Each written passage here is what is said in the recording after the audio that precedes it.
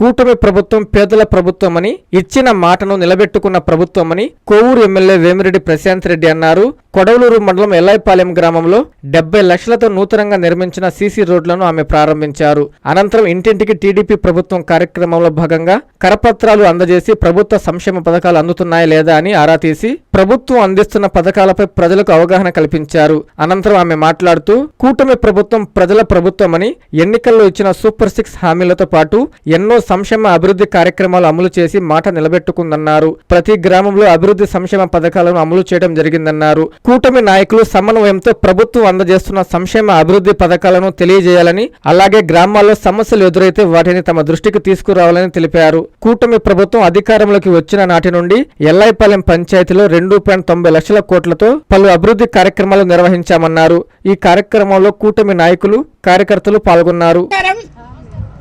ఈరోజు మన 2 ఏళ్ల నమ్మకం కూటమి ప్రభుత్వం అధికారంలోకి వచ్చిన తర్వాత మన ముఖ్యమంత్రి చంద్రబాబు నాయుడు గారు ఒకవైపు సంక్షేమము, మరోవైపు అభివృద్ధి 2 సమపాళల్లో చేస్తాము అని చెప్పి ఎలక్షన్స్ ముందు మీకు అందరికీ మాట ఇవ్వడం జరిగింది.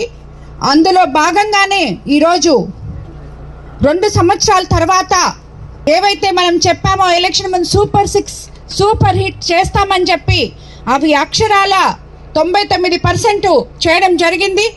అవన్నీ కూడా మీకు అందరికీ తెలుసు. ఇక్కడ ఉన్న వాళ్ళందరూ కూడా ఇప్పుడు నేను డోర్ టు డోర్ వెళ్ళినప్పుడు ప్రతి ఒక్కరూ వాళ్ళు చెప్పడం జరిగింది.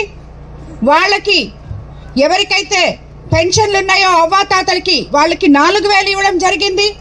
అలాగే తల్లికి వందనం ఎంతమంది పిల్లలు ఉంటే అంతమంది పిల్లలకి ఇస్తామని చెప్పాం. ఇప్పుడే మీరందరూ చూసారు, అక్కడ ఒక ఇంట్లో 5 మంది పిల్లలు ఉంటే 5 మందికి ఇచ్చాం, 3 ఉంటే 3కి ఇచ్చాం. ఏ మాట అయితే మేము చెప్పామో అది తప్పకుండా అక్షరాల చేసుకోవడం జరిగింది. అలాగే స్త్రీ శక్తి కింద ఇక్కడ ఉన్న మహిళలందరూ ఉచితంగా బస్సులో ప్రయాణిస్తున్నామని చెప్పారు. అలాగే 3 సిలిండర్లు వచ్చాయని చెప్పారు.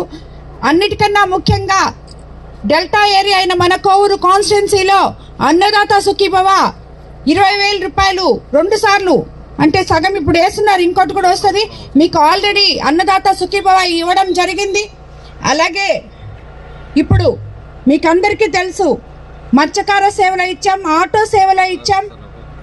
అలాగే ఉద్యోగాలకి మెగా డిఎస్సిని మనం ఎలక్షన్ ముందు చెప్పాం.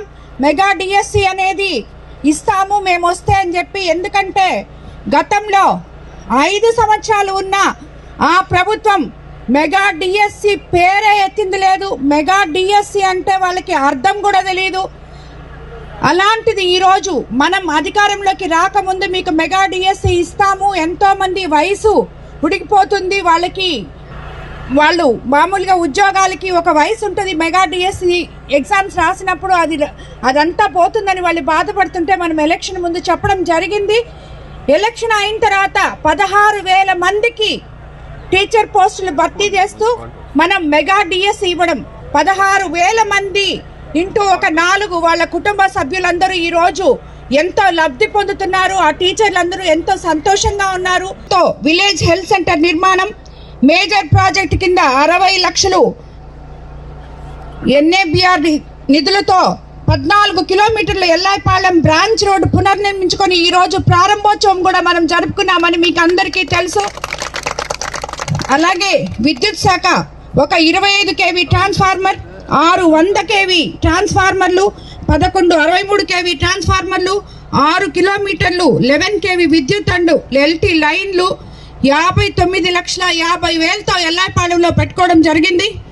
అలాగే ఆర్డబ్ల్యూ శాఖ ఎల్లాయిపాలెంలో 3 లక్షలతో, రామాపురంలో 8 లక్షలతో సీసీ డ్రైన్లు, ఎల్లాయిపాలెంలో 3 లక్షలతో, రామాపురంలో 6 లక్షలతో సీసీ డ్రైన్లు మొత్తం 9 లక్షలతో ఇవ్వడం జరిగింది.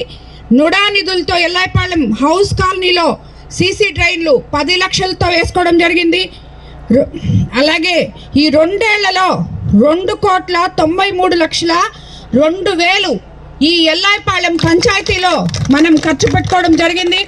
రానున్న రోజుల్లో ఇంకా కూడా ఈ గ్రామాన్ని అభివృద్ధి చేస్తామని చెప్పి ఎంతో గర్వంగా చెప్పుకుంటున్నాం. ఇక్కడ ఈరోజు చాలా మంది కూటమి నేతలు ఉన్నారు.